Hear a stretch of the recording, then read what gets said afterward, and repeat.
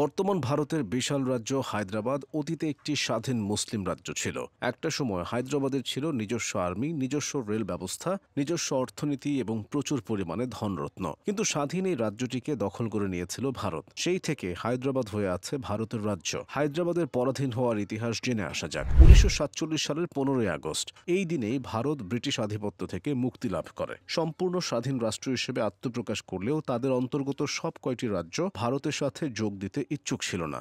এর মধ্যে অন্যতম ছিল হায়দ্রাবাদ। হায়দ্রাবাদ নিজস্ব নিজাম দ্বারা শাসিত হতো। নিজাম ছিল হায়দ্রাবাদের শাসকদের বিশেষ পদবি। ভারত উপমহাদেশ স্বাধীন হওয়ার সময় হায়দ্রাবাদের তৎকালীন নিজাম ছিলেন ওসমান আলী খান সিদ্দিকী সপ্তম আসাফ ঝা। ব্রিটিশরা যখন ভারত উপমহাদেশকে দুটি ভাগ করে চলে যায়, তখন নিজাম ওসমান আলী এই দুটির একটি রাষ্ট্রেও যোগ না দেওয়ার সিদ্ধান্ত নেন। তিনি ব্রিটিশদের অনুরোধ করেন হায়দ্রাবাদকে যেন একটি স্বাধীন মুসলিম কমনওয়েলথ রাষ্ট্র হিসেবে ঘোষণা করা হয়। কিন্তু ব্রিটিশ ভারতের তৎকালীন গভর্নর নিকোলাস মাউন্টব্যাটেন তার অনুরোধ নাকচ করে তাকে যে কোনো একটি দেশের সাথে যোগ দেওয়ার পরামর্শ দেন। তবে হায়দ্রাবাদের নিজাম ওসমান আলী এই পরামর্শে সাড়া দেননি। তিনি নিজস্ব সেনাবাহিনী গঠন করে স্বাধীন রাষ্ট্র হিসেবে হায়দ্রাবাদকে চালিয়ে নিতে থাকেন। কিন্তু তৎকালীন ভারতের সরকার এটি ভালো চোখে দেখেনি। এর পেছনে অনেকগুলো কারণ ছিল। কিছু কারণ ছিল ধর্মীয়, আবার কিছু ছিল ভৌগোলিক। এমন প্রেক্ষাপটে তৎকালীন ভারতের কেন্দ্রীয় নেতৃত্বাধীন জোট একমত হয় যে হায়দ্রাবাদকে কখনোই স্বাধীন হতে দেওয়া যাবে না। কিন্তু সেটি কি উপায়ে বাস্তবায়ন করা হবে তা নিয়ে বিভিন্ন জনের বিভিন্ন মত ছিল।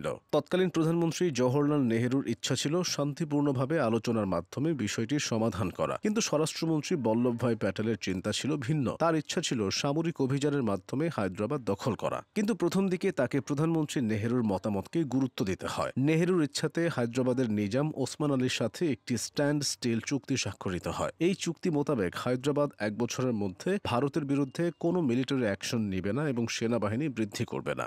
একই সাথে তারা পাকিস্তানের সাথেও যুক্ত হবে না। কিন্তু পরিস্থিতি দ্রুতই পাল্টে যায়। 1947 সালের ডিসেম্বরে ভারত হায়দ্রাবাদের বিরুদ্ধে বারবার চুক্তি লঙ্ঘনের অভিযোগ আনে। অপরদিকে হায়দ্রাবাদ ভারতের বিরুদ্ধে অর্থনৈতিক অবরোধের অভিযোগ আনে। এদিকে কাগজে কলমে স্বাধীন রাষ্ট্রের পক্ষে থাকলেও হায়দ্রাবাদের নিজাম ওসমান আলী ভারতের স্বাধীনতার কয়েক মাসের মধ্যে 10 লক্ষ পাউন্ড এবং একটি স্বর্ণমুদ্রা লন্ডনে পাকিস্তানের হাই কমিশনে পাঠিয়ে দেন। লন্ডনে পাকিস্তানের তৎকালীন রাষ্ট্রদূত হাবিব ইব্রাহিম সেই অর্থ ব্যাংকে জমা রাখেন নিজাম ওসমান আলী এবং ভবিষ্যতের নিজাম খেতাবধারীদের নামাঙ্কিত একটি ট্রাস্টের অ্যাকাউন্টে। জানিয়ে বর্তমানেও চলছে। হায়দ্রাবাদের নিজামের এমন কর্মকাণ্ড ভারতীয় সরকার সন্দেহের চোখে দেখেছিল। এর ফলে শেষমেশ ভারতীয় সরকার সেখানে অভিযান চালানোর সিদ্ধান্ত নেয়। 1948 সালের সেপ্টেম্বরের প্রথম দিকে ভারত হায়দ্রাবাদ প্রস্তুতি সম্পূর্ণ করে ফেলে। সিদ্ধান্ত হয় ভারতীয় সেনাবাহিনীর সাউদার্ন কমান্ড হায়দ্রাবাদে দ্বিমুখী অভিযান পরিচালনা করবে। পরিকল্পিত এই অভিযান পরিচালনার দায়িত্ব দেওয়া হয় ডিভিশন কমান্ডার জয়ন্তনাথ চৌধুরী এবং ব্রিগেডিয়ার এস.ডি. বর্মনকে।